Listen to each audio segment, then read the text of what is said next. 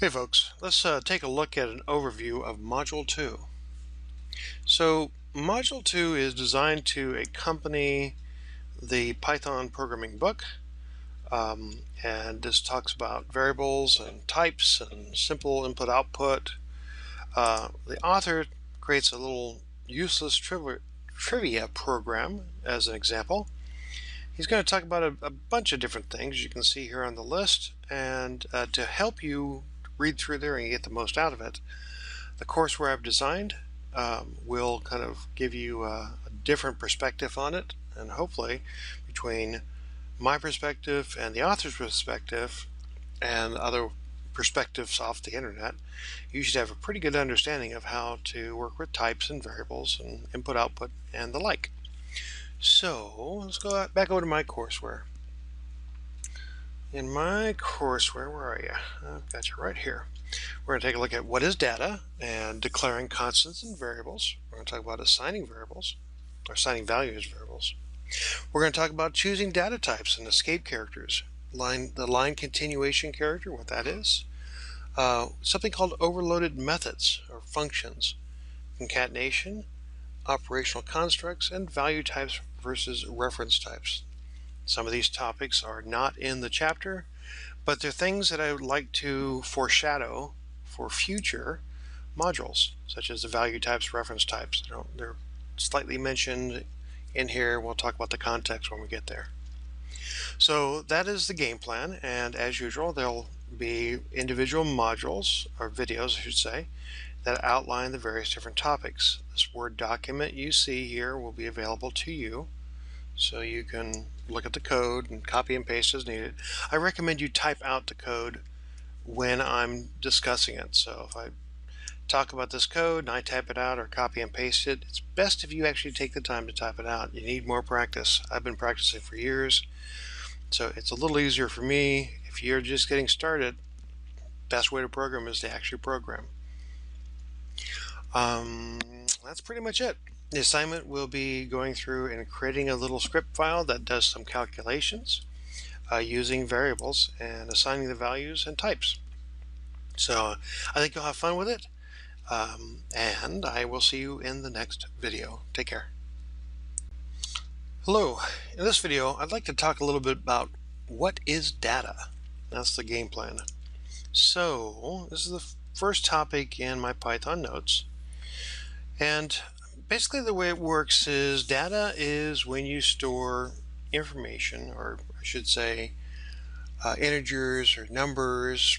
Could even be pictures. Could be pretty much anything that you would like the computer to store so you can do something with it at a later point in time. And when you create this data, it's going to be stored in one of two places. It's going to be stored on a fixed location like a drive. This could be a hard drive. It could be a CD for that matter, DVD I suppose. Could be a tape drive, could be a USB drive, but it's going to be stored. And then the other place is in memory. It turns out that whenever you use a computer and you're programming it, even if the data was originally stored on the hard drives or any other device, when you go to use it, it loads it into memory before it starts using it. Now this, when it gets loaded off, taken off the hard drive and loaded into memory at the time you need to use it, you end up with a place to hold it in the memory chips, the RAM chips. And these memory or RAM chips have an address where the content is held. Once you're done using it, it just clears out the space so other programs can use that same space. The memory chips, the RAM chips, are really quick. A hard drive not nearly as quick as the memory chips. So computers don't work directly off the drive. They will always load stuff into memory, work from that, and then put it back on the drive if you've made any changes. Programs actually store data on the drive in a bunch of different ways. They may store it as a simple text file. They may store it in the Windows registry. They may actually put it in some type of database. When you're looking at it, it doesn't really matter where it's at. They're just some kind of file on some kind of drive. And people get a little misled about what that means. Let's say I go through and I take the time to make a simple text file. Let's go through and make a text document. I probably should be putting it in the module here, but I'll do it for right now. Again, I put some text in there. I save my work. Now, that's a text document. Now let me copy that, and I'll change this over to, that's a Python document. But wait a second, isn't it still just a text document? If I open up an idle, I'll see it just has the same code. What makes it a Python file is that the extension is associated with something. If I go through and make it a Word doc, what makes it a Word doc is that it's associated with that. Word actually has a whole bunch of additional formatting behind the scenes, so you can see it's coming in as very clear, plain text. I'm not getting cool formatting features and the like. If I were to add them, though, it would start changing things.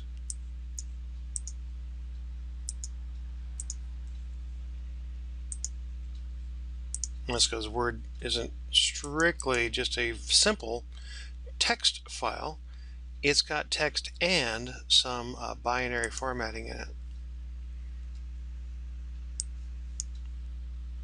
Yeah, well, prove me wrong on this one. Where's the formatting instructions? That doesn't look right. Let me see if I can prove this. I didn't get saved, so save. Okay, so click yes to preserve formatting. No, doc may features not compatible plain text. I think I want to save it.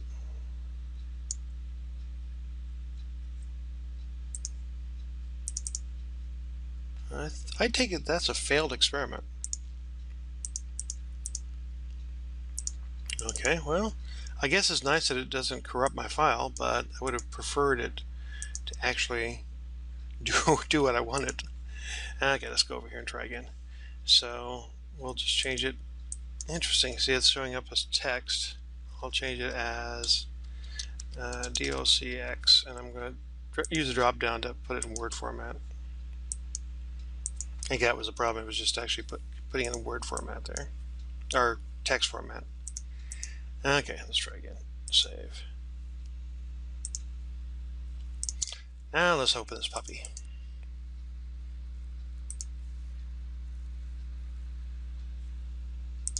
Okay, let's open an editor that doesn't interpret it. There we go. That's what I was looking for. You can see they got a bunch of goodies in here that kind of help me. I mean, it's the same, essentially it's the same content. It's just that all this additional formatting structure goes along with it. Some of it you can read, some of it you really can't, because it's just binary values that are represented on the screen. Kind of like we talked about the capital A being a 65. Well, if whatever numeric value comes up, they will just go ahead and put a character on the screen to represent that numeric value. So a lot of it's nonsense. If we dig around here long enough, we'd actually find our string. Let's see. I bet you I got an ASDF in there somewhere. Well, nothing else, I should have an ASD. Okay, well, be that way too. Apparently this is not a good demo day. Anyway, our content must be buried in there somewhere.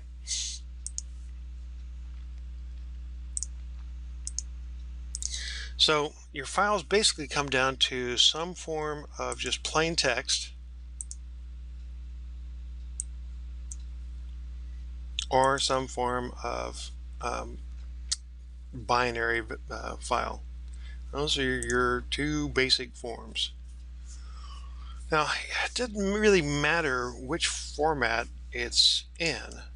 When you actually go to use it, even when I'm opening up in Word, it loads it in memory. So it's always going to load it in memory and work with it. Once it's loaded in memory, then I can make changes to it.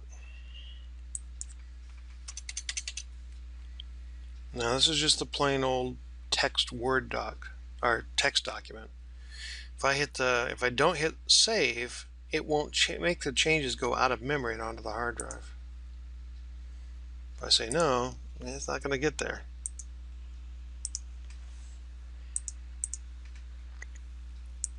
So that kind of proves that this information is actually stored in memory and not directly on the hard drive. Without saving it, it doesn't go back there and persist. So that is the nature of data. And data can be stored in all kinds of different files. In the Windows registry, they have a set of DAT files, DAT files, that store them. In a case of a database like Microsoft SQL Server, they have an MDF file. In the case of Access, they have a MDB file, or this is the new one is ACCDB, I think it is. Excel, it's an Excel file, or XLS, XLSX. The extensions really don't matter all that much, but basically it just comes down to either being a simple text file or something a little bit fancier. So again, the data has to be loaded into memory before it's used, and then you use it for a while and decide whether or not you're going to save it back down on the hard drive. Even programs as simple as Calculator actually goes through and pulls information into memory. In Calculator, you don't really open up a file first, but you could save the data later on and use it. But in Calculator, you basically just give it a couple numbers, you do something, it prints on the screen, and you close it. Sometimes you just want to do something in memory temporarily and close it down. In fact, our assignment this week is going to be doing something very much like that. Now, when you load data into memory, either from a stored data file of some type, or just data that you collect from the user by using an input command saying, what would you like to put in here? You need to actually tell the computer what type of data is going to be loaded. The reason for this is in the memory chips, the computer has to store this information, so it needs two things to know two things. Those two things are how big is this data and what type is this data. So the computer needs to have this information so it can reserve the space to hold it. And this is referred to as a data type. A data type identifies things like an integer would be stored under 4 bytes of space. A decimal typically is stored under like 8 bytes of space. Now, depending on which language you're using, and the software that interprets that language, like the Python interpreter that we installed last week, the size of the data types may vary. Some older software languages, an integer may be 2 bytes. Maybe they don't have a decimal data type, but they have a floating point data type. And it's, 4 bytes or maybe 16 bytes, who knows. It's really up to the people that make the interpreter. But the trick is that the computer needs to know how much space to set aside for the data coming in. And this leads us to the concept of data types.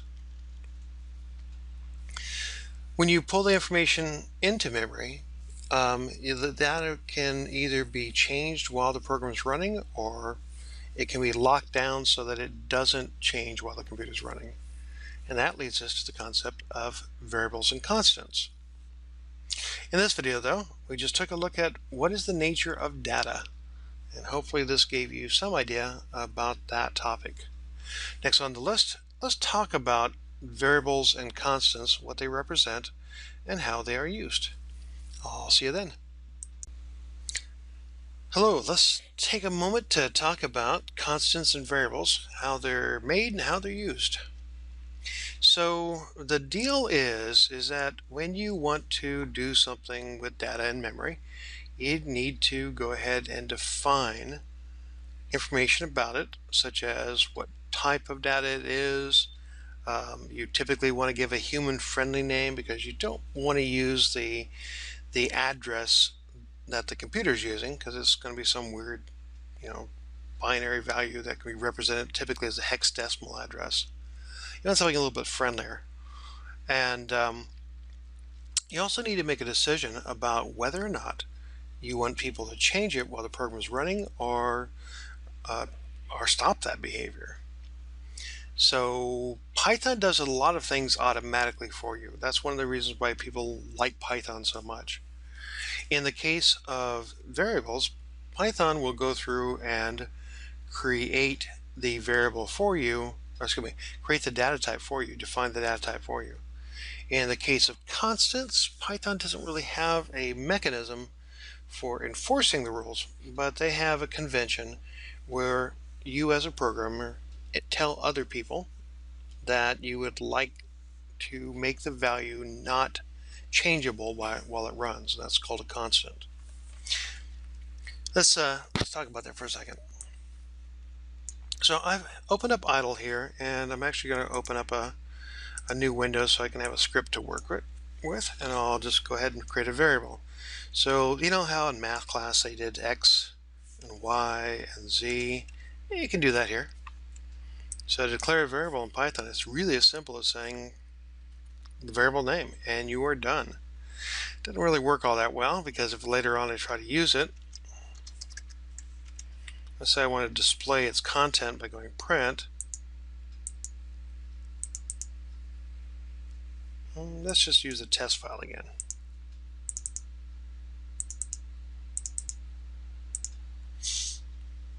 It comes out and said x is not defined. Now let me go through and give it a value and run it again. Now it works, it's happy.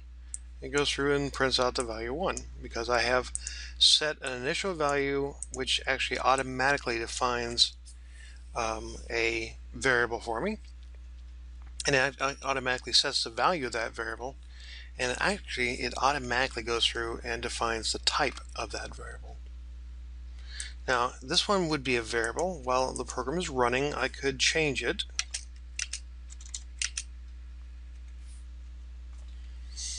And human wouldn't notice unless I print it out on the screen, but I'll do that. I'll go ahead and print out the screen. I'll run this again.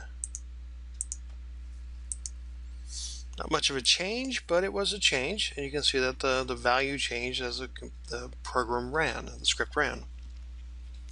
Now, there are things that you don't want to change. Let's say that x is going to represent a simple value for pi. So 3.14. If I thought it would be appropriate to change it at a later point, 3.14, I don't know, how about 3.141628 or whatever it is?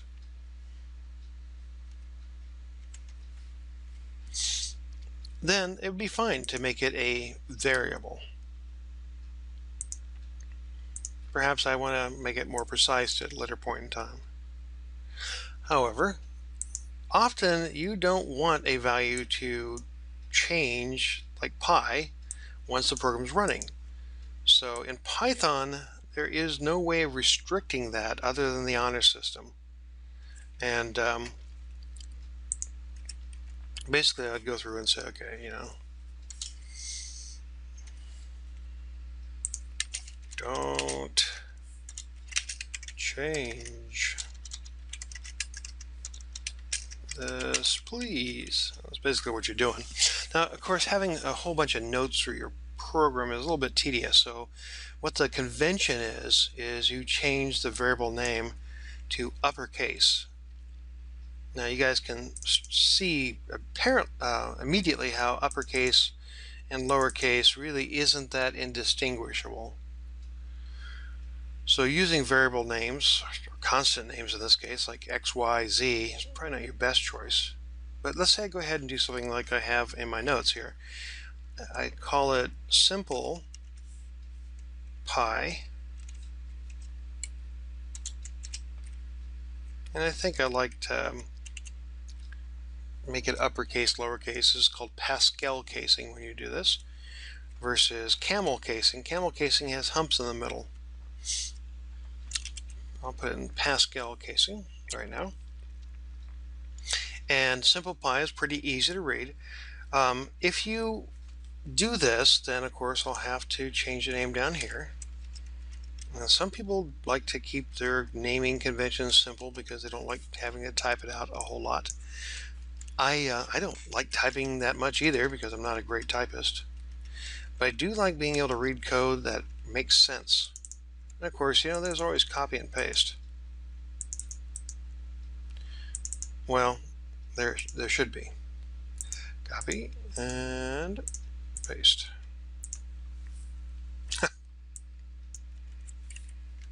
And paste. Control V does a great job. Okay, so now I guess I better get rid of my note here.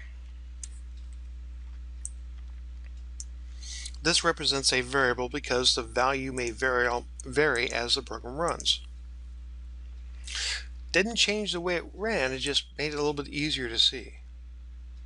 The naming convention in Python is, if you want it to be a constant, go ahead and change it to all uppercase. Now, when you do this, it doesn't stop it from changing when the programs run. It still changes. Most other languages, they do not, if you set something as a constant, in other words, once it's set, you can't change it while the program runs, they give you an error message when you try to change it. Python does not do that. So just setting the name to uppercase like this doesn't stop anything from happening, but it does let the next person know what you intended, and that's basically like typing in a note. Don't change this while the program, I call the script, runs.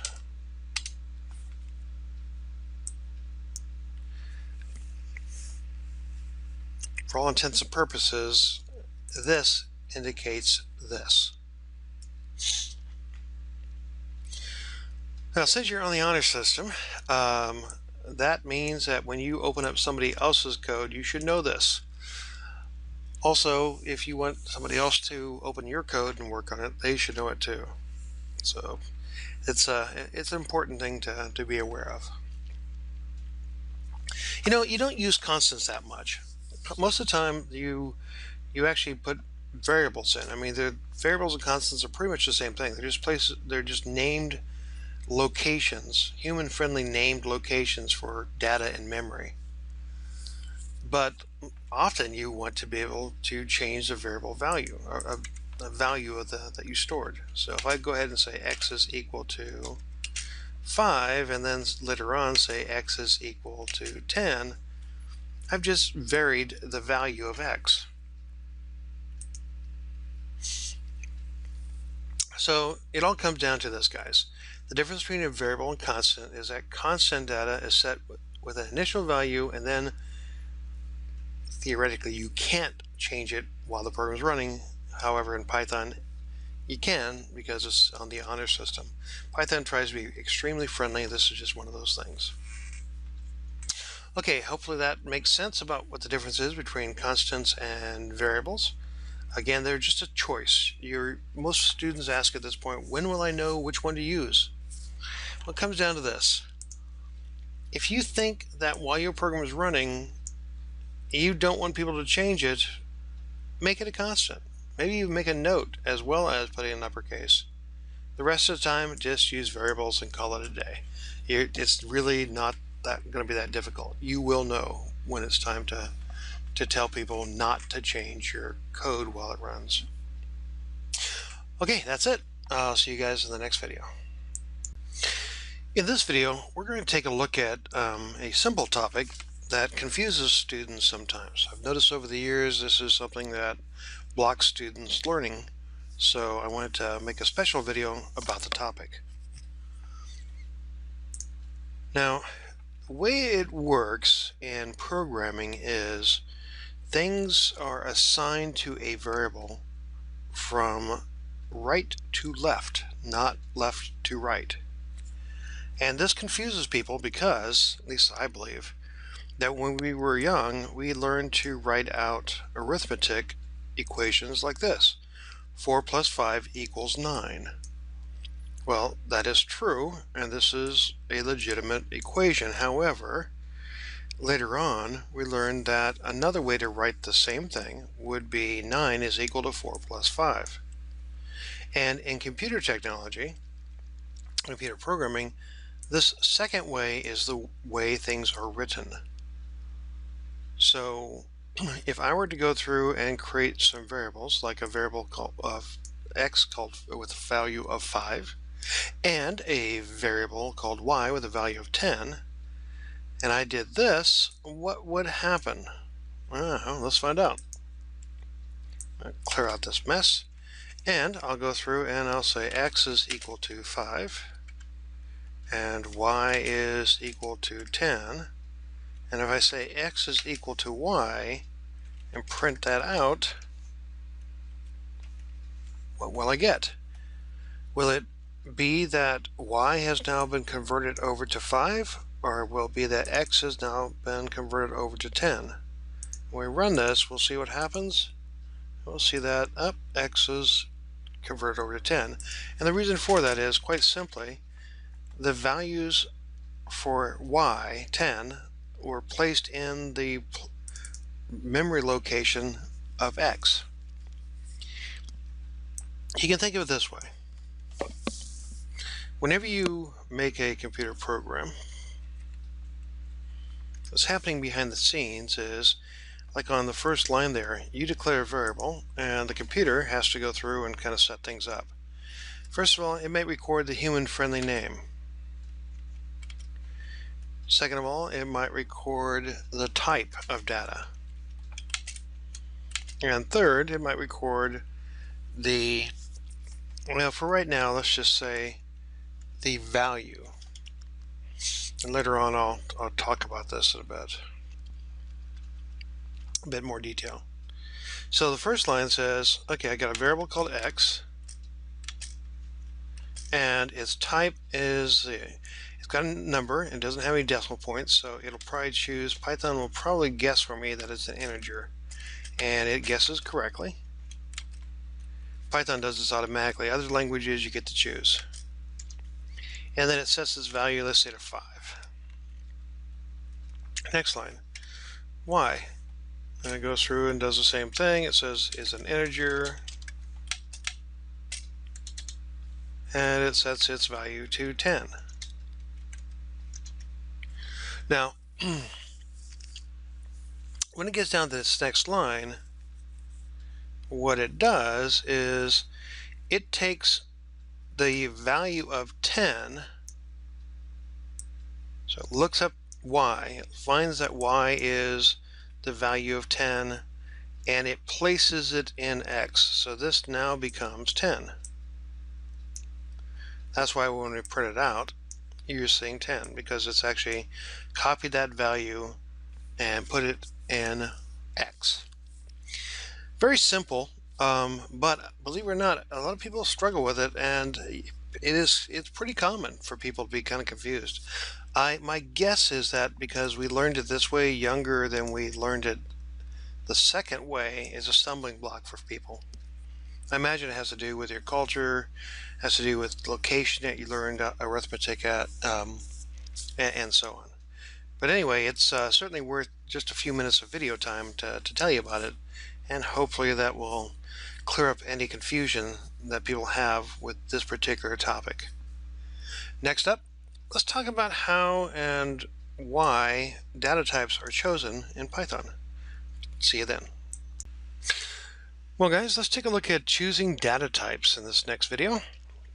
Now, we just talked about how variables and constants are assigned values, and how in the memory it records the human-friendly name, and we said it records like a value. And what behind the scenes actually really storing is not like A or 10 or whatever. It's actually storing ones and zeros to represent that value. So it'll be something like this, or 10 would be, I don't know, something like that, whatever. So this is what the computer sees. This is what you see, and of course that's has to be translated from computer to human on an ongoing basis when you're moving back and forth in the editing tools or when the program's actually running and displaying stuff to the human. So computers really don't care about what type of data you're using, whether it's integers or character data or even pictures. It's all just ones and zeros to it. However, it is important for the computer to know when something is different than something else. Like 10 is definitely different than an A, at least for the humans it is. And so data types allow you to kind of indicate that this is character data and this is integer data, or this is floating point data.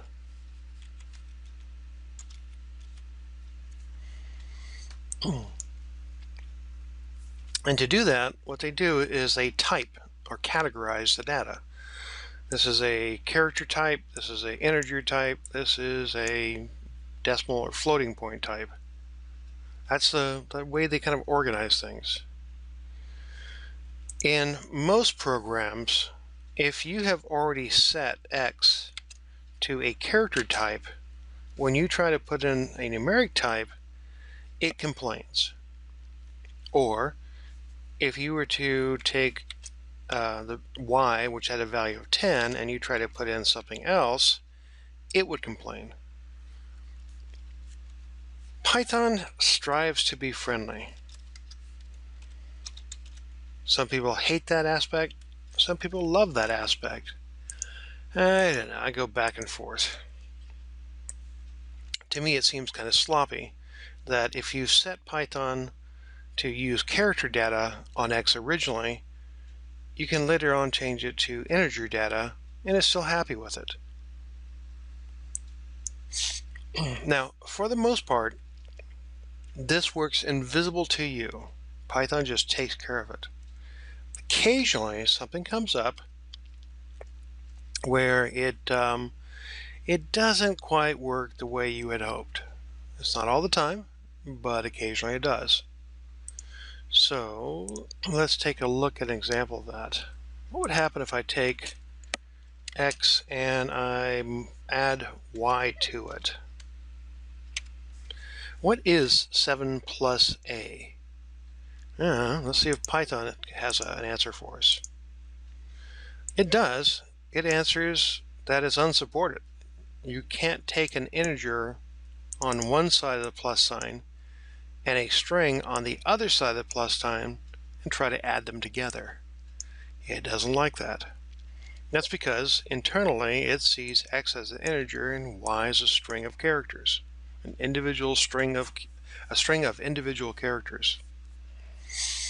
The most common data types you have are indeed string and integers, but you also have things like floats and Boolean values and some other stuff too.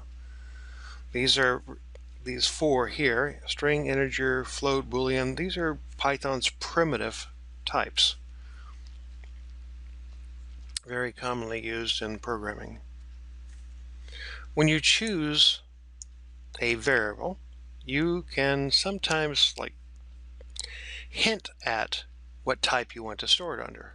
For example, if I were to go through and put quotes around the 7, it's still a 7, but it's telling Python to recognize it as a string of characters. And you can take characters and run them together. This is called concatenation.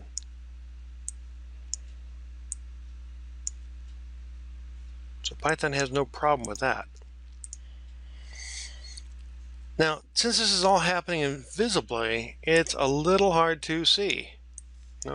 Real pun intended on that one, but it's true.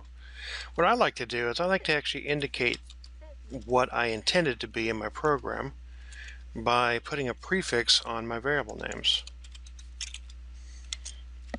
So in my mind, when somebody looks at this code, yes, it's a little longer to type, but integer first number is pretty clear that I intend it to be an integer. And like integer second number,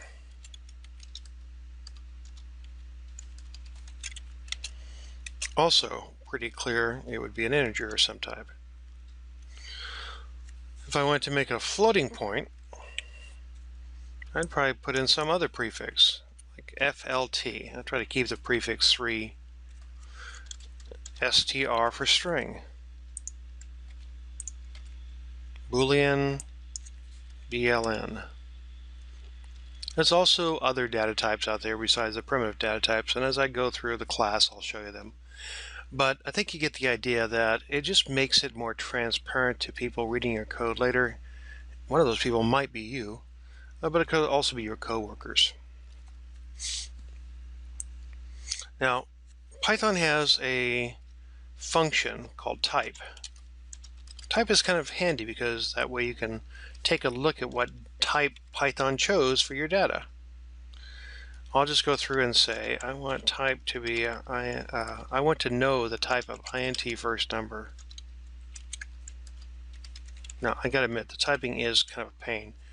However, next week we're going to get into using a different piece of software that makes typing much easier and actually just makes programming much easier in general. It's a little complex, but for the first week or so, but we'll see it later on. So don't worry about the long names now, just realize it will get better as time goes on. But the code's pretty easy to see. It just says, okay, show me the type of this variable. And I'll go ahead and run this code. And you can see that it considers it an integer. Now let me change it over to have something with a decimal point run the same code. Now it thinks it's a floating point. Put quotes around it. Now it thinks it's a string. Now it doesn't really read the prefix. The prefix is only for humans to interpret that. You hope the human makes an educated guess about it. If you are actually going to change it to, or recommend it holds a string of characters, you probably should change the prefix. It's up to you. I mean, Python doesn't really care. That's completely a human-friendly name that you just completely make up. Up to you. In my mind, using code that is easy for other people to read is a good programming practice. Other professionals believe that making your code obscure keeps other people from knowing how you did it, which may save your job. I think this is a very short-sighted way of looking at things, especially if you have to be called in on a Sunday because nobody else can read your crazy code. So I would strongly recommend you make your code easy to read and also make it consistent. This pattern here is called camel casing. It starts off with a lowercase letter and then it has little humps in the middle. I did not make up the name. It's been around for a long time. Pascal casing is the one I talked about in the previous video. It starts off with a uppercase letter, and for variables I recommend you use camel casing for variables in your program, and we'll see some other conventions as we go forward. The key thing here, guys, is be consistent and try to identify what type you expect Python to interpret it as. This will help you in troubleshooting your code later on and also help you to troubleshoot other people's code at a later point in time. Okay, that's enough talk about the Python types for the moment. We'll see more examples going forward. Next video. I'll talk to you then. I want to take a minute in this video to talk about escape characters. Escape characters are a pretty simple topic, but sometimes they're new to people, And I assume that since this is an introduction to programming class, that's probably a number of folks in the audience here. So this is the example I have. And basically, if I go ahead and run it, you'll get a result like this. Let me break it down for us. Let me go back here a little bit. So let's say I'm going to go ahead and print out something like, hi. Let's see. Or better yet, let me think of something else.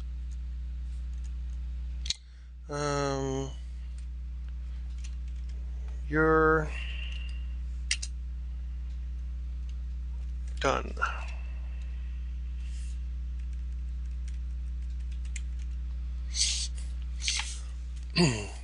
Okay, so if we run this, it prints this out.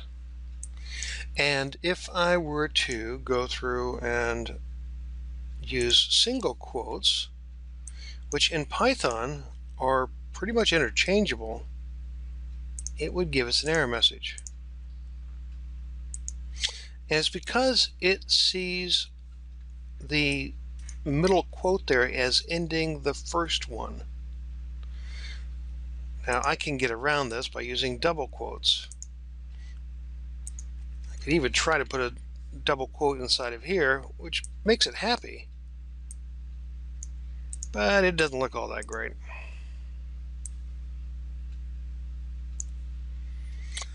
So there are times where instead you may want to escape the normal way something is presented and use an alternate way for something to be presented. Thus the escape character, a backslash. Putting that backslash in before the single quote causes it to behave a little differently. It assumes that it is not the end of the quoted string of characters. It assumes it's just another display character and acts that way. Now you can, if you wanted to, you could do something like this. I want to say C:\\\, let's say _ Python class.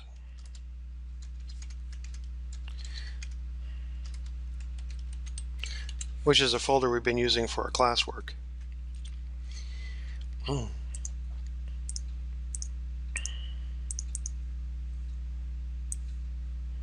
Okay, actually this worked just fine. Let's type double quotes and see if I can break it.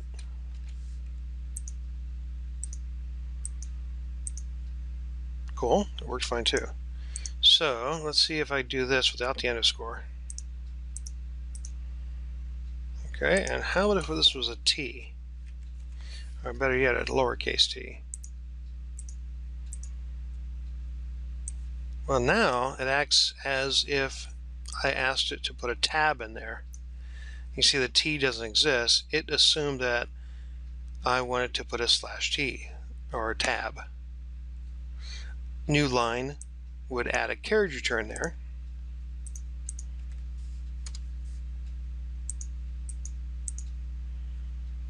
Gave me a carriage return at that point. R does the same thing. In a Windows environment, it's kind of odd. They combine the carriage return and the line feed. Can't really see it in there, but there is one in there. They combine the carriage return line feed to represent like a carriage return, like hitting enter on your keyboard. This goes back to long ago, back when people used manual typewriters, where you would hit a bar to return the carriage as it went from, let's see, it was right to left, I guess, left to right. You'd hit the bar, it would return the little wheel or the bar, but then you had to roll it forward to get a new line. So you'd return the carriage, you roll it forward to get the new line. And as such, in a Windows environment, a lot of times you'll see new line and a carriage return, both, a combination. It depends on a number of things as to whether you use both or one. In a Mac, we don't have this problem. But in the Windows environment, sometimes you'll need one, sometimes you need both. Basically, if one isn't doing it for you, use the other. If the other's still not doing it for you, use both, and you're done. You don't have to worry about trying to sleuth out when it's going to occur. Again, on the Macintosh, it's not a big deal. You just put in /R, I think, or /N, and it'll take care of it. So what if you want, though, to go ahead and include, let's say it did start with a Python class. Let's say that we want to do that. Well, you can escape it by putting in 2 backslashes. And now it'll go ahead and print out /N because it's escaped that escape character. Throughout the book, and of course in this chapter in particular, you'll see examples of this going forward. So // is escape the slash, escape the single quote, the double quote, add a tab, add a new line, add a carriage return. And that's just kind of what shows up. That is very, very common throughout the industry. Sometimes they'll use different characters for the escape character, but in general, the pattern is true in all languages you'll come across. Hope that makes sense, and we're talking about the line continuation character next. You'll see what that does in just a minute when they watch the next video. Till then, bye. In this video, we'll take a look at the line continuation characters. I almost put this in the previous video because it's somewhat similar. Well, for one thing, the symbol it used is the same. However, that's not always true in most languages, so I did decide to go ahead and separate them. Most languages will have a symbol that is used with more than one symbol, but it's used for multiple purposes. Python is no different than those other languages. The slash is indeed what they call overloaded. It just means that there's multiple versions of it. One of the ways you can use the slash is to tell Python to ignore a carriage return in your code and just consider it as a single line of code.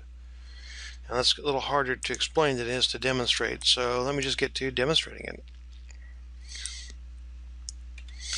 I'll put some code in here, just like here on the little document I made, and I'll go ahead and run it.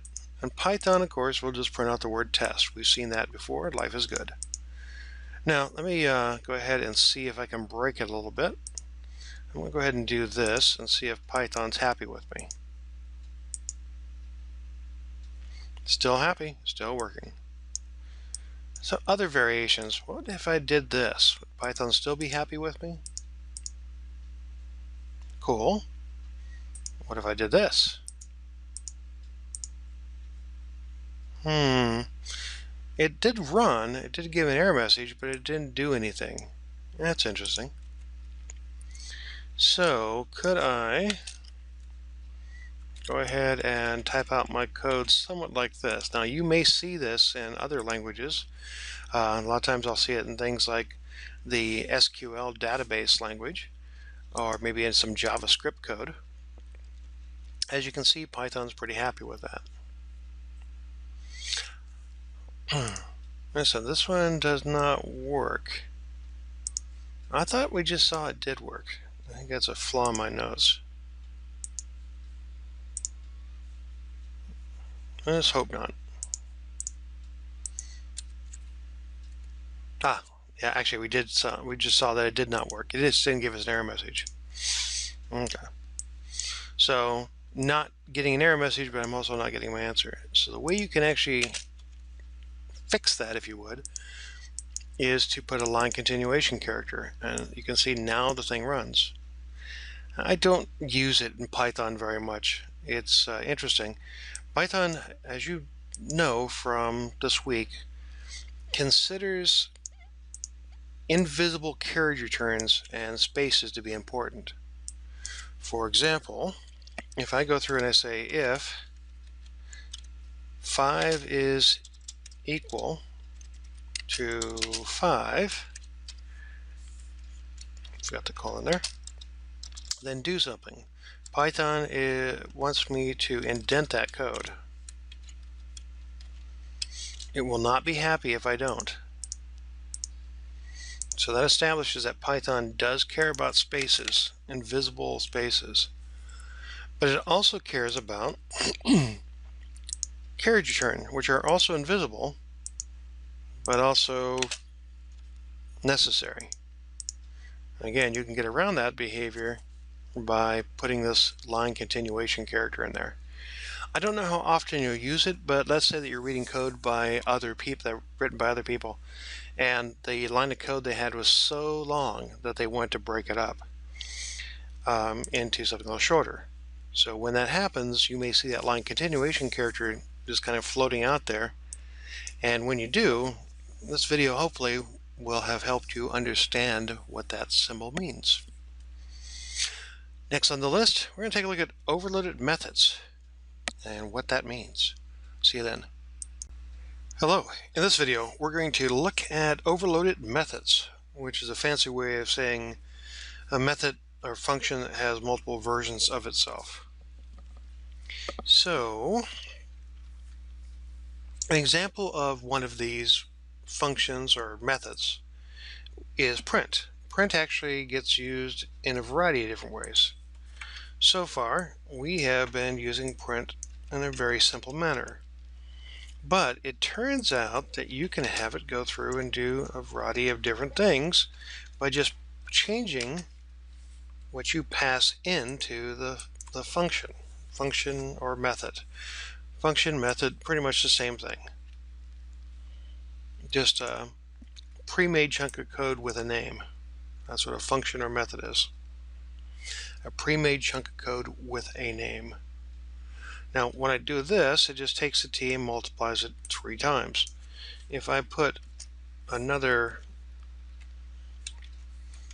comma there, and I put another character after it, it will go ahead and print out t space a. And you can see that it really reacted quite differently depending on what it was given. Oh, come on.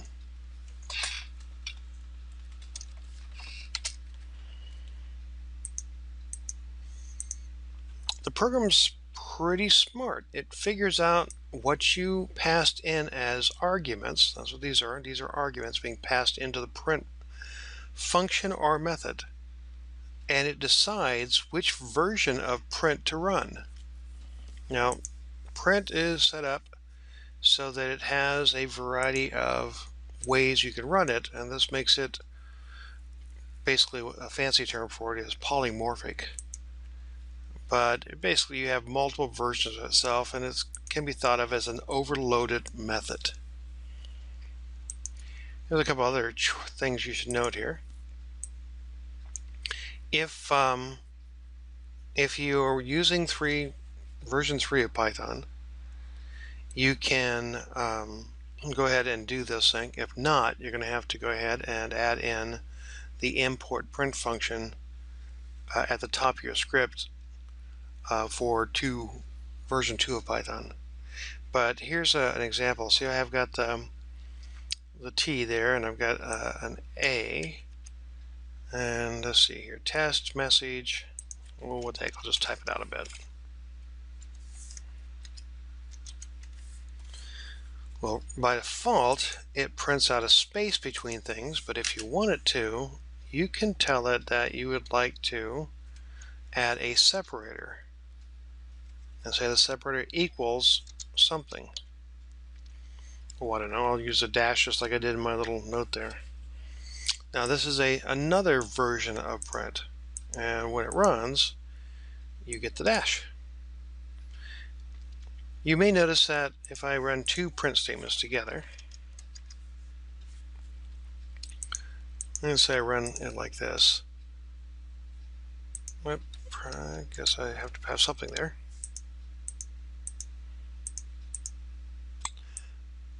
At the end of the print, even if I don't print anything, I get a carriage return. Now it's invisibly putting one of these guys in.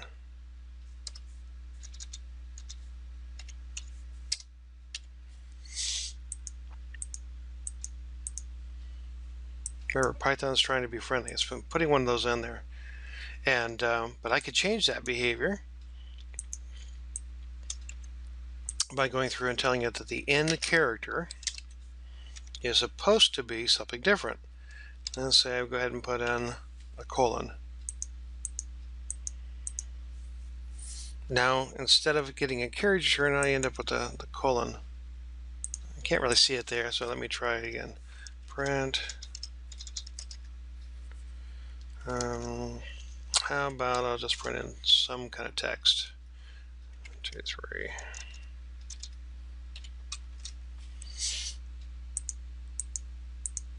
Okay, see how 1, 2, 3 shows up at the end here?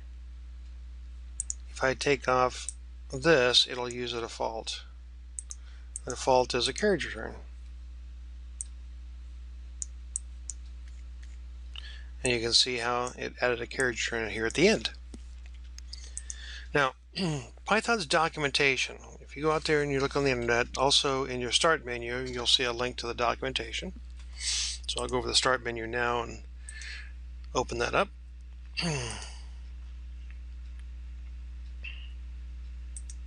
It's under Python manual. If I search around for the print command,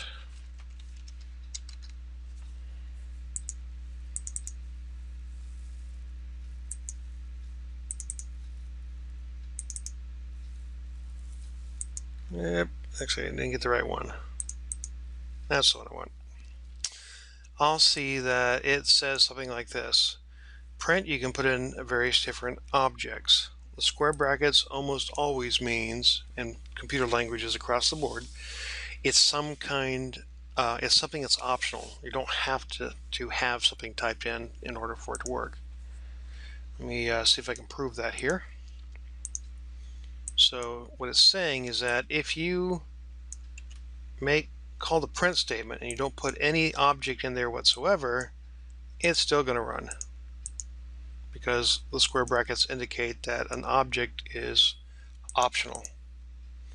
Object is a generic term. This is a character object. This is a integer object.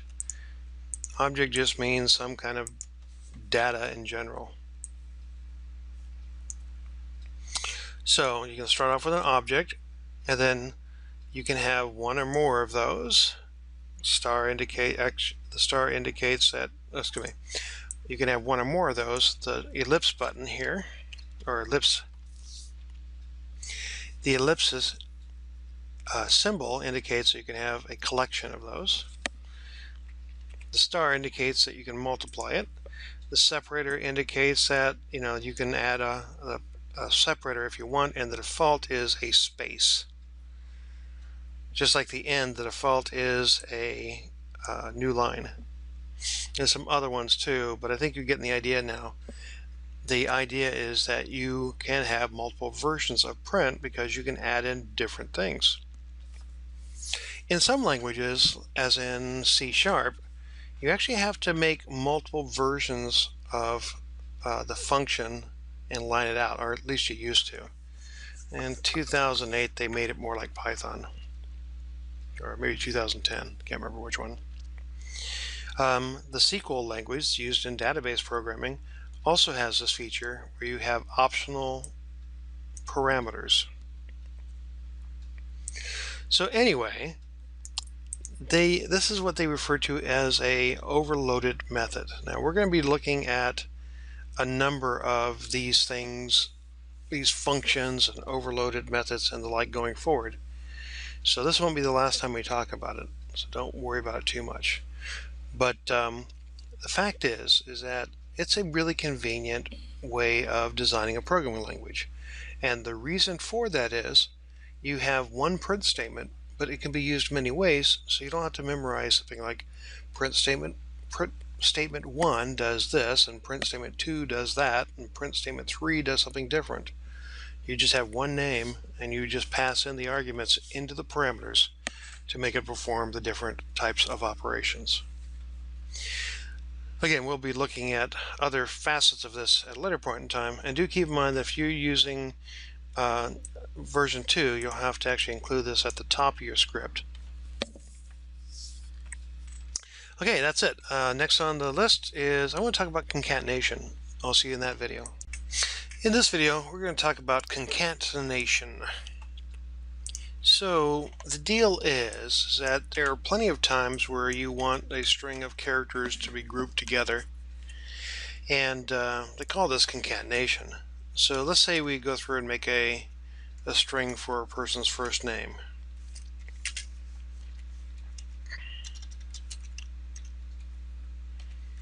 And maybe a string for a person's last name.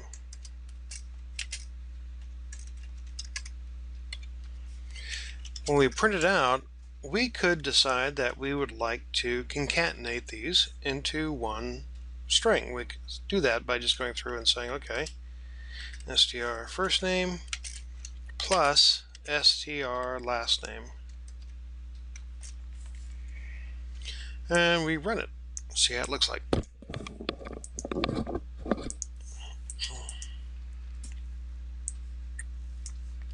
Now it works, but there's no space in the middle, so I come back over here and I will add a space in between. And now I'll run it again, and it should look a little bit nicer this time. And what I've done is I've concatenated two strings together. The first string of characters is actually in a variable, but the second string of characters, although it's kind of invisible here, is just a string literal, as they call it, a literal string of characters, string literal. So this literal value is being concatenated to the variable, first name, and the second variable, last name. And that's it. That's concatenation. Now, print statement is actually relatively smart, and actually Python, again, tries to be very friendly. So if I go through here and I say 5 plus 4, will it concatenate those? It does not. It actually calculates those and gives you back a values. That's because strings are concatenated together. These integer values are added together. This means that the plus sign is being used for multiple purposes, and we'll talk about that in just a minute. So concatenation is when you take a set of one or more strings, two or more strings, and can add them together if you would, or make them into one long string, a concatenated string of characters. Hope that makes sense, and we're on to the next topic in the next video. Talk to you then. We've talked about how programs are made of statements, and these statements can actually reference operators or operational constructs. And we're going to talk about operational constructs in this video. So the way to think about it is there are three basic forms of these operations or operators or operational constructs. The term's a little murky out there. The forms are functions or methods, properties, and operators.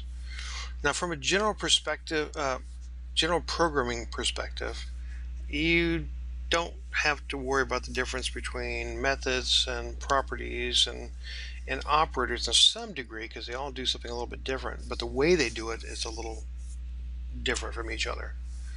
You don't worry about it too much. As time goes on, you'll just learn how to do it and you won't even think about it. Here's the brief outline. Methods or functions are a named set of programming statements.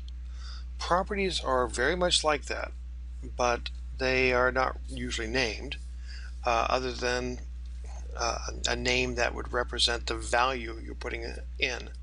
So it's a specialized method used to set or get the values of a variable. So, and they're usually named after the variable itself. So if I had a variable called first name, I might have a property called first name, and it would allow me to read the data get or change the data set of that variable. So it's a specialized method. Operators, on the other hand, are symbols that are used basically as methods. So instead of actually having a method with a name, like I could make a method or function called sum that would add two values together, I can actually just use a plus symbol, and that's an operator. The plus symbol itself is an operator. So operators are small little pre-made methods that use symbols instead of a standard method syntax. And most operators are made up of a single symbol, one symbol, and the operators are sometimes made up of 2 or 3 symbols. But in general, one is usually sufficient. You could actually go through and create methods instead of these little symbols. And actually, most of the time, in many languages, you may have a symbol and a named method, and they'll both do exactly the same thing. Just for your convenience, such as if I want to set the value of 5 to x, I can use the assignment operator, the equal sign, instead of having to go through and make something like a method called assign, in which case you give it a string for the name of the variable and a value for the value of the variable, and then it would create the variable.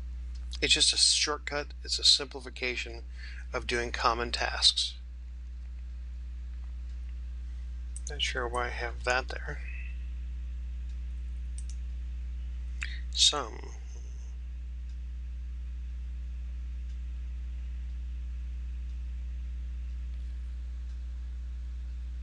Oh, got it. It should be on the same line. Like my little carriage return didn't work out so well there. So let me put it on the screen here, and I'll show it again.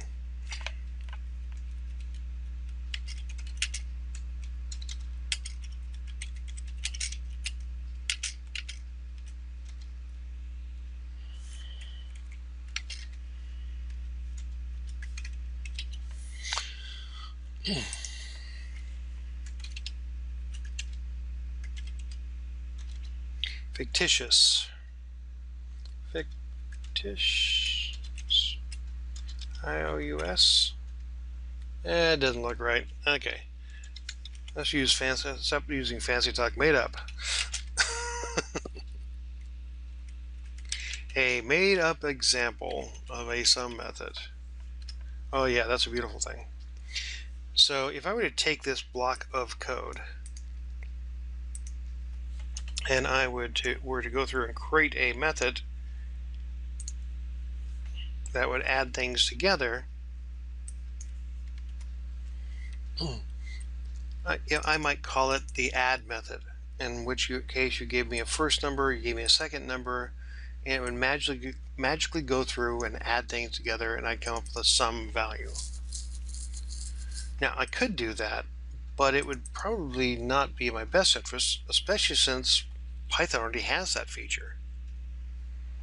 So instead of making your own custom way of doing it, all I have to do is just say sum is equal to x plus y, and this symbol here, the plus symbol, does all the work that my little add function or method would.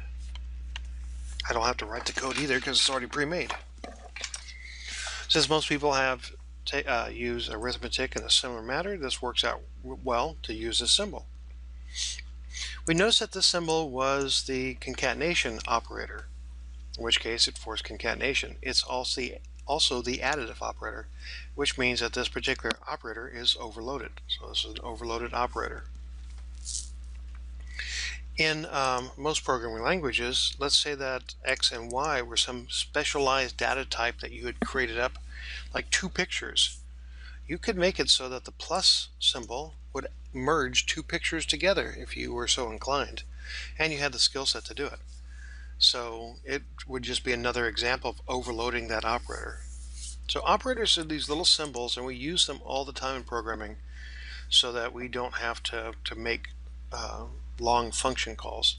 I think you got to admit that seeing the code like this it's fine. It's not hard to figure out, but I think that this is a really simple way of writing a code. It's just a nice convenience. Now, there's a couple terms that you may remember from back in high school, or maybe not. It's hard to say. Could have been a while, or maybe it just wasn't that exciting. But sometimes in class I will refer to the items by their name. So these little symbols, like the assignment operator, the equal sign, the assignment operator, and the additive operator, those are indeed operators, and then the other things that interact with them are operands. So 5 is an operand, 4 is an operand. The plus symbol is using 2 operands, making it a binary operator. And there are some that use a single operator that makes it a unary operator. So an example would be, let's say I change it over to -5. -5, that is an operator, and it only takes 1 operand, so that is a unary operator. Binary operator, unary operator, trinary operator, and trinary operators are usually about as much as you're going to get. Trinary operator, I always pronounce that wrong. Anyway, there's not that many of those around, but a lot of them are take 2 operands, binary, and this is just an example. There are a lot of symbols that we use. Another symbol that is an operator is a parentheses, and you'll notice that in this case the operator comes in pairs. This happens quite a bit. So if I go through and say, okay, I want to add 2 plus 2 before I do the multiplication, I can use parentheses around it just like you would in arithmetic, and that is referred to as the precedence operator. Of course, the parentheses are used for other things too, such as when you do the print. So those symbols are overloaded. They're not always the precedent operator. Only you have to read the context to figure out what it's doing. Square brackets are used to group a set of data together. When you do, it forms what they call a list. We'll talk about lists a little bit later on, but this is also another operator that comes in pairs. You need a beginning one and you need an end one. Another operator that gets used on a regular basis is the negation operator. Instead of using a symbol for this one, we're using just a keyword. That keyword is still, oddly enough, considered an operator. But you can also use an exclamation mark. This exclamation mark, the slang for the term, this exclamation mark is a bang. This bang indicates that it is also negating the equal sign, and actually, to tell you the truth, the combination of these are the negation of the equity operator. Speaking of, if I want to ask a question, is it true that 5 or x is equal to y, I put 2 equal signs to ask that comparison.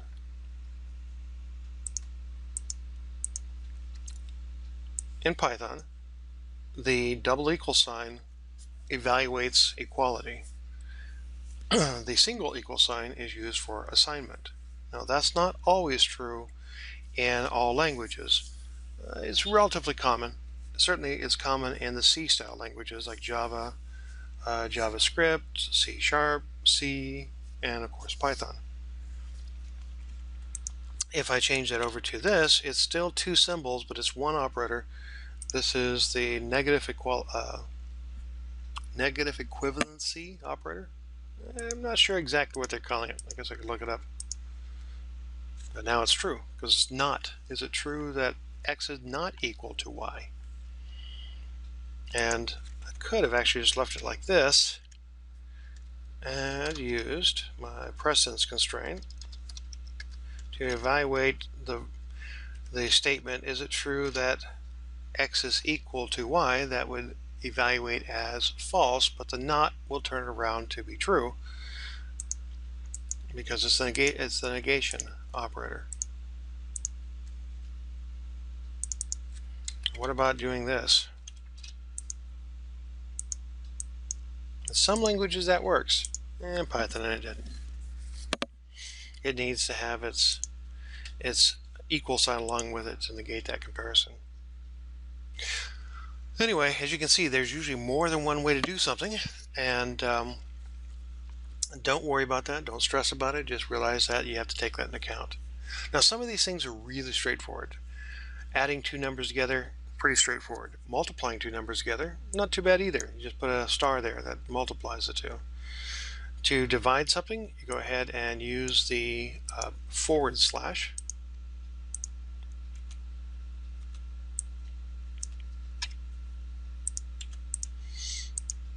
So x divided by y. I get 1.25. Now, in general, in the programming world, guys, if there are times where you can divide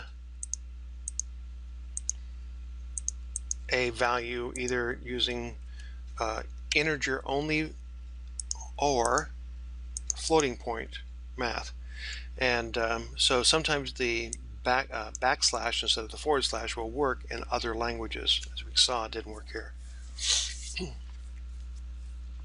You can divide something. Let's say I have 5, I divide it by 4 and get the remainder using the modulus operator, excuse me.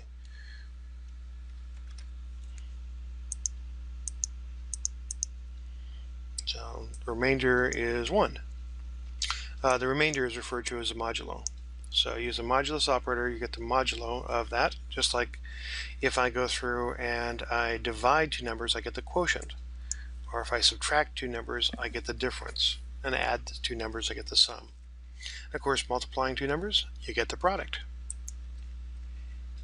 So pretty easy to work with. Actually, I think this is a good place to do a simple lab. So I'll introduce the lab in just a second, but that's it for the operators at the moment. I'll see you in the next video. Hey guys, I'd like you to do a very simple lab here to kind of get some practice going. This is the starter, so I just do a quick introduction to the lab and then I'll show you the answer in a bit. So like I said, it's a very simple one. I want you to go ahead and create a program. Just go ahead and use idle and add two numbers together. When you get the numbers added, print it on the screen. Now think about it. This could be done extremely easily, but a little bit more work would actually make it look very nice. So examples would be ask the user for the values. Then once you get the values, go ahead and display them nicely on the screen. So take a few minutes to play with this. You can do it in like 10 seconds if you just don't think about it much. But if you take a few minutes, it'll look a lot more professional, and I think you'll be happier with the results. So go ahead and work on it for a bit, and then when you're done, take a look at what I did and the answer. I'll see you then.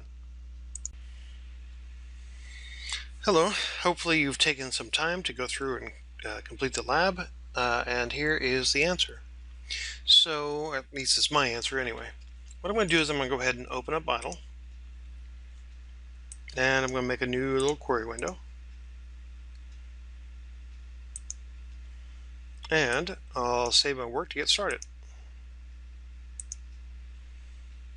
And I want to save it Python class, I think I'll call it lab21. Okay, that's the start. And then the next thing I'm going to do is I'm going to go ahead and take my instructions. I'm going to copy that out.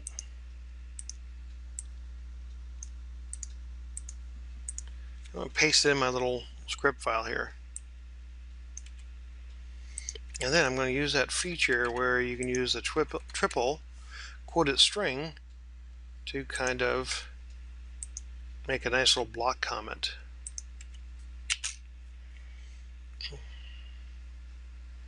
Okay, I think that'll work. Actually, maybe I'll just... Oh man, that is just so beautiful I can hardly stand it. Wouldn't bother. Okay, so now I've got my little script ready to go for the lab. Actually, you know what wouldn't be bad is if I go ahead and put in my little note here that my name.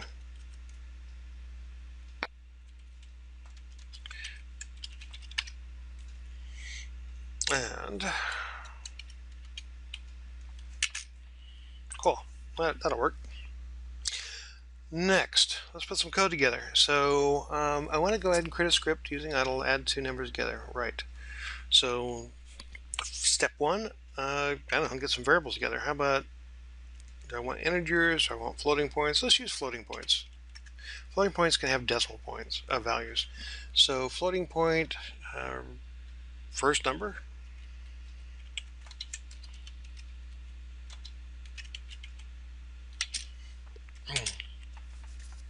And I'll set it to, like, I don't know, 1. And floating point number 2, I'll set to value, that looks like 45 because that's what I hit. And then I want to be able to add them together and print it on the screen. Okay, print.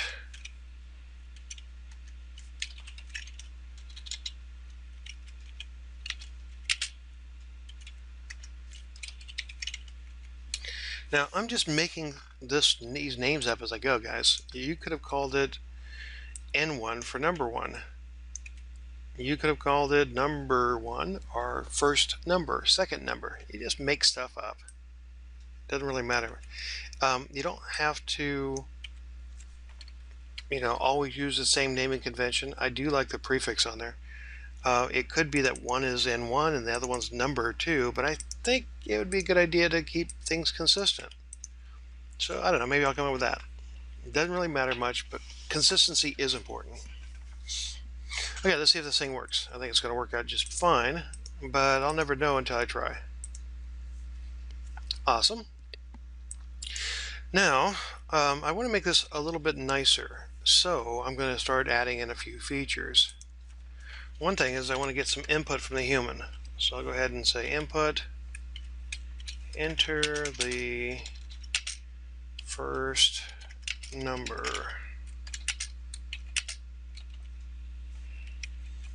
Okay, and that will allow me to get the first number. And I'll go through, oops, hey, get back here. And I'll cut, or copy rather, and paste. There we go. Enter the second number. And then I'll add those puppies together. Let's see how it looks. And the first number, okay, 2 and 5. Wait a second, 2 and 5 are definitely not 25. What happened here? Well, it turns out that the input command is coming in as a string of characters. And when that happens, the string of characters are concatenated together. And that's because Python is automatically choosing the data types for us. Well, there's a number of ways we can fix this. You may have seen it in the chapter, you may have seen it on the internet when you're doing some of the research, etc. But anyway, one way is to just actually go ahead and convert it over to a floating point like this. You tell Python that you want to take the data coming in as a string and convert it to a float.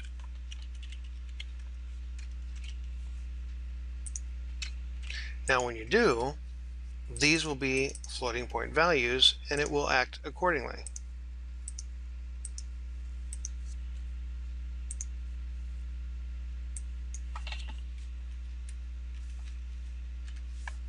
Cool. Another way to do it would have been to go through and just change this over to str, because you know it's coming in as a string. And that way it's obvious to anybody that comes back and reads your code later. And just go ahead and convert to a float temporarily when you print it out. That will force the concatenation. So float. I need to do them individually, otherwise it'll be a floating point on one side and a string on the other side. So I want to actually go through and say float.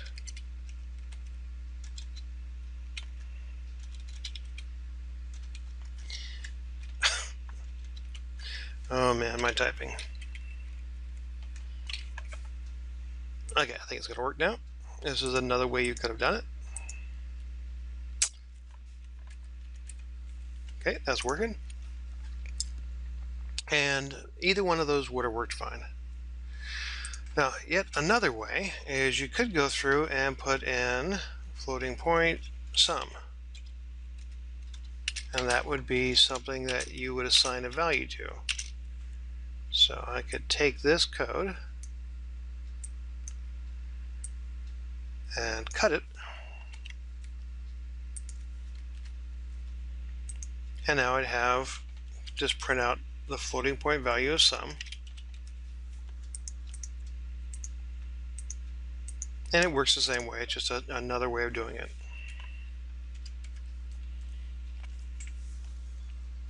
Any of those are certainly acceptable, but I might want to make it a little bit nicer as far as what it outputs too.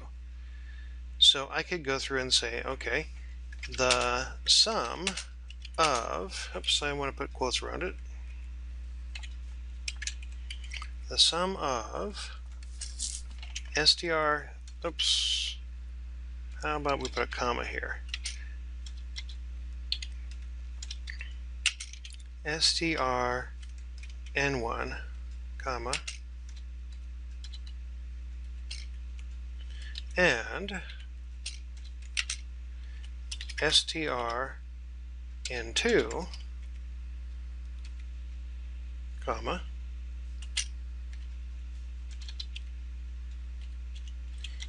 is a floating point. Actually, I think I'll put a colon there to make it look nice. The floating point sum. Okay, I think that's going to work.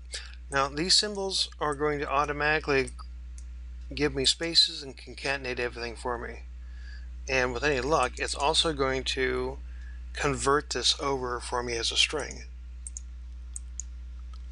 We're going to find out. Only way to know is to give it a shot or have a great memory. And hey, look, it worked. I like it when it actually works. So 4 and 6 is 10. Yahoo! If you chose to, you could have actually used concatenation operator. That would be fine too. But remember that in order to make it look nice, it's your responsibility to add in extra spaces and the like. So the sum of, I want a space there, I want a space there and here, and I need a space there and a space there. And let's see if that one works. Yep, that's getting pretty. Yes, thank you. Run it again. Okay, 43 and 5. Uh-oh. You can't implicitly convert the float object to a string. So with the commas, it did it for us automatically, but with this, I have to convert it back to a string. So I'll go ahead and say str. You don't actually have to write the word string out. You can use a shortcut version, and that will do the concatenation.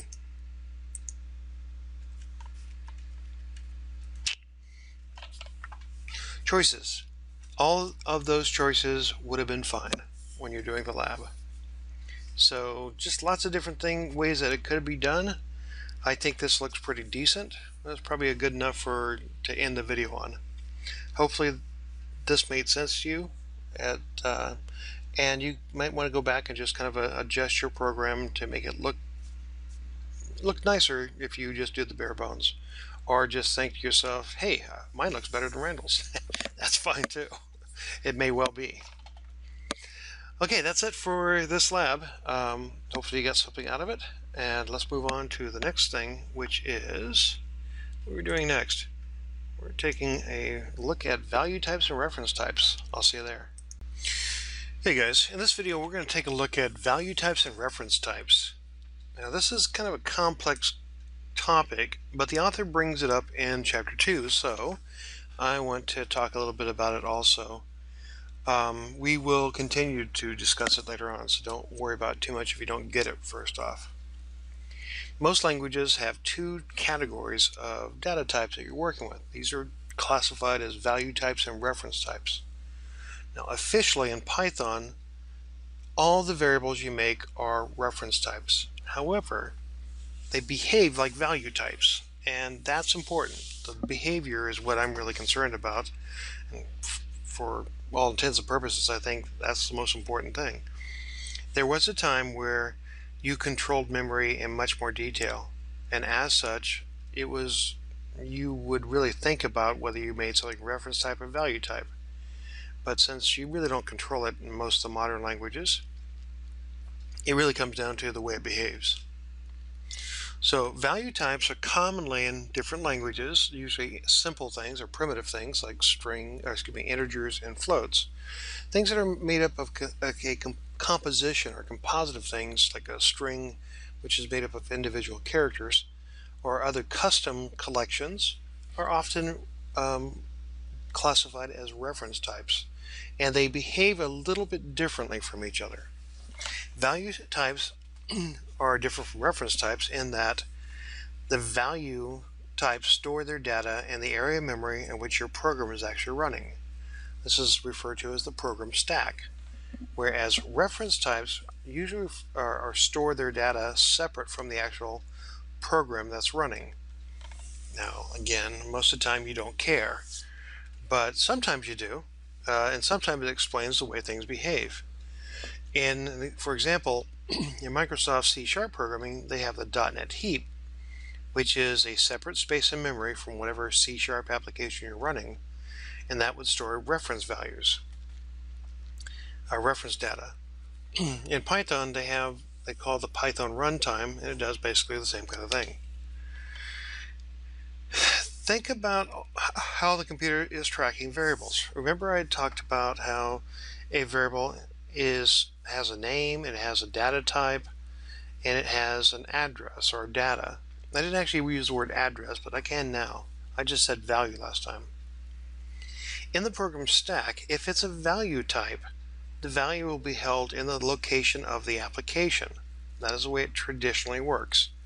If, on the other hand, it is a reference type, it'll be stored, in the case of like the Python runtime or the .NET heap. And instead of having the actual value in the location of your script or application you've made, it will just have a reference to the location in the .NET heap, or in our case, a Python runtime. So the way I look at it is this. Value types store the value. Reference type stored a reference. And let's say the reference is pointing to address location 123. Of course, it would be some odd little hexadecimal number, but hopefully you can make the leap of faith that if address 123 exists out there in the Python runtime, that you could point to it by just noting its address. Now, like I said, I'm giving an example in C# because Python doesn't really have this. But in C#, it is truly in the .NET heap. The address of 123 is stored with the stack, but the actual value is stored in the heap. And if it was a value type, the actual value is stored with the application itself on the program stack. Okay, so that's the general way it is defined. You can read more about it out there on the internet. There's not a whole lot in your book about it, but just remember that value types, the program itself manages the memory location where the data is stored. And in reference type, the memory is managed in a general runtime or heap of memory associated with the runtime environment, like the .NET environment for C# and the Python environment for Python code. Another way of looking at it is, let's say I'm looking at the .NET C# example. I have a program that's running. I've made a little program, C# code, and I declare a variable x and y, and I tell it that one's an integer up to 32 bits in size, and I got a value of 42 there, and I have a string. And strings are reference types, so I wouldn't have the value in the program. I just have an address location where I could go get the data in the .NET heap. A different program might have the same variable names, but the names of the variables are associated with the program itself. It's x and y are in program 2 stack, and x being a value type, its value is stored directly in the program stack. String being a reference type, its value is actually stored out in the .NET heap in a different location, and I just have an address that I point to. Now, these numbers, I just made them up. There is a much more advanced addressing system, obviously, but I think you get the drift. The idea is that you have a reference to data instead of the actual data itself. Python is a little bit different. Python doesn't really use that. They have a Python runtime instead of a .NET heap, and everything is a reference type. So in integer, it doesn't store the actual value in the program stack, it stores it on the heap and has an address reference. String, same thing. And of course, if I had another program, another script file that I'm running, I could have X and Y in that other script file. The context is associated with the stack of program 2.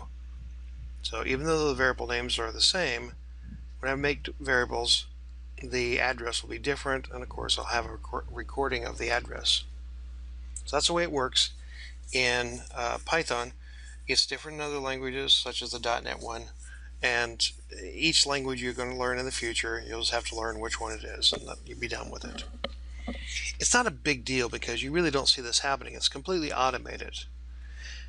However, sometimes things don't always work exactly like you expect, and you can troubleshoot what's going on by knowing this. That's where it becomes useful.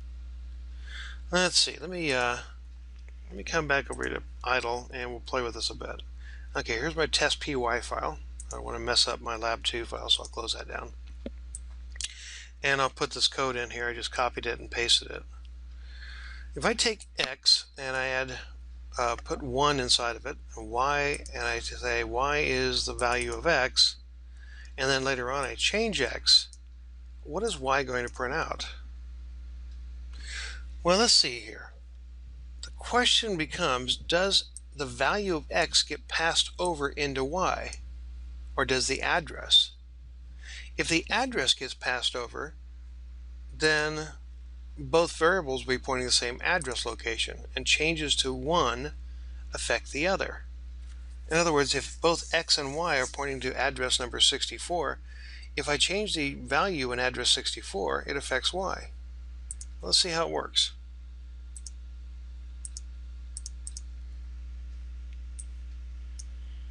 It didn't change Y, so it's acting like a value type. It's going through and acting as if the value was stored. Value types, when you use the assignment operator, they pass the value.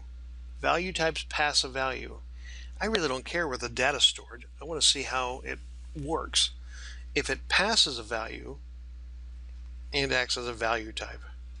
If it passes an address, a reference, it acts as a reference type.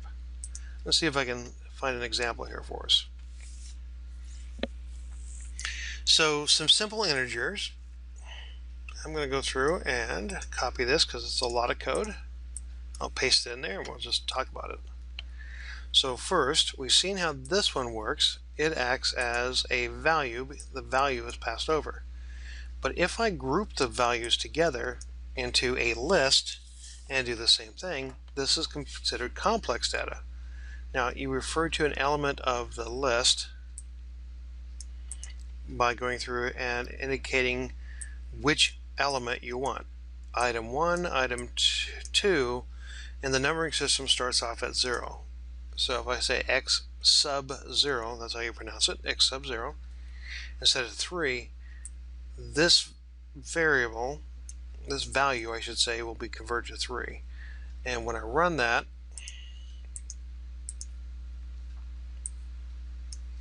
you're going to see that even though I change X, it affects Y. I'm printing out Y even though here I only changed X.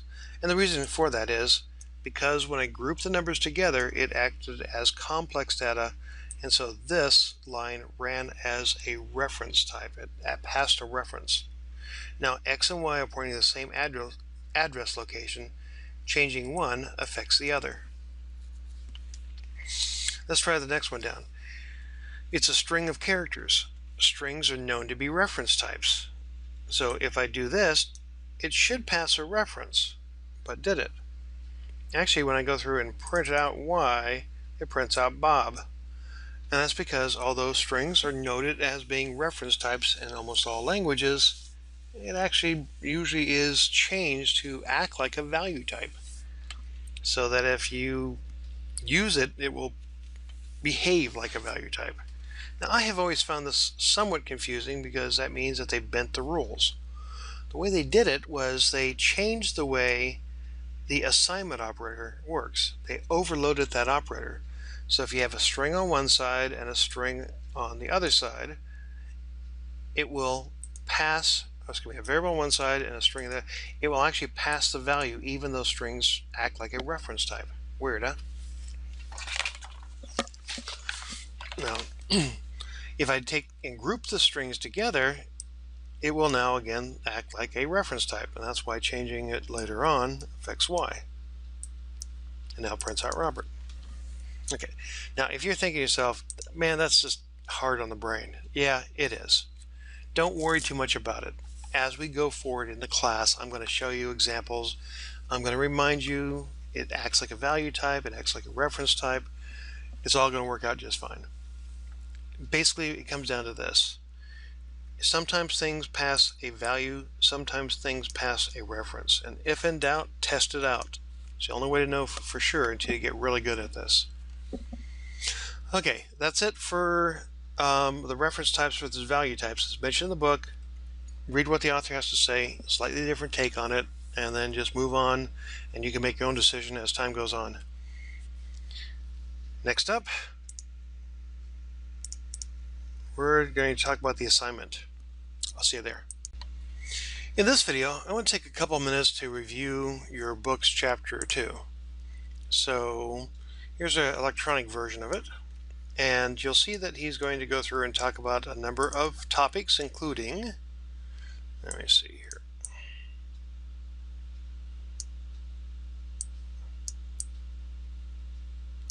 This format is not great for what we're doing here. Okay, so triple quoted strings, how to make your programs do math, how to store data in the computer's memory, using variables to access and manipulate data, and getting input from users to create interactive programs. And in these videos that you've been going through, they talk about all this. Now, his way of describing things is a little bit different than mine. Certainly, I prepared you for reading this chapter, but I still want you to read the chapter. Mostly because it's very useful to get two different ways of discussing the same topic for your understanding to kind of gel in your brain and stick. And there's no better time than now, after you've heard and watched mine, than to go through and do the reading. I think you'll find that the reading's actually pretty fun to read. They talk about things like converting the values. You'll notice that I really didn't get into that conversion until you had to go through and do the lab. So that just shows that there's things in here that may be of use to you. Please take the time to go through and read that. There's a number of things that just weren't covered. In the end, I think you'll find chapter 2 a very useful chapter, and be happy that you took the time to read it. So that's it. Once you get done reading that chapter, please go ahead and try out the assignment, and then you'll be able to move on to the next. I'll talk to you later. Bye. Hey guys, in this video we're going to take a look at assignment 2 and what you need to get started. So let's go look at that. In assignment 2, I want you to learn about functions and operators and how to use them. I want you to create your own little demonstration script and document your knowledge, similar to what you did last time. Now, you will later, your later documents will be reviewed by your peers. So this time I'm going to actually go ahead and review them myself. Our TA is going to look at it. I want your document to look professional. I want your code to look professional, so please comment things, make things look nice. Later on, we're going to do peer reviews. So this is good practice to kind of iron out the kinks before other people start seeing your work. That's important. You have been warned. So what I want you to do is I want you to go through and watch these module videos that you've been watching. Hopefully by now you've got the kind of the hang of it and you've watched through them. There's a couple web pages I want you to check out. This one here from learningpython.org on variables and types and basic operators. I think you'll find that useful. There's a couple of videos, or actually I guess a video out on YouTube about variables that may be useful. Different way of looking at things. I think it's helpful. And then I want you to apply your knowledge. And that means I want you to go through and create a program that inputs two numbers and prints out the sum, the difference, the product, and the quotient. Very similar to the lab you did, just a little bit more advanced. Make it look nice. Take screenshots of how you did things, what you came up with, and go ahead and document the process.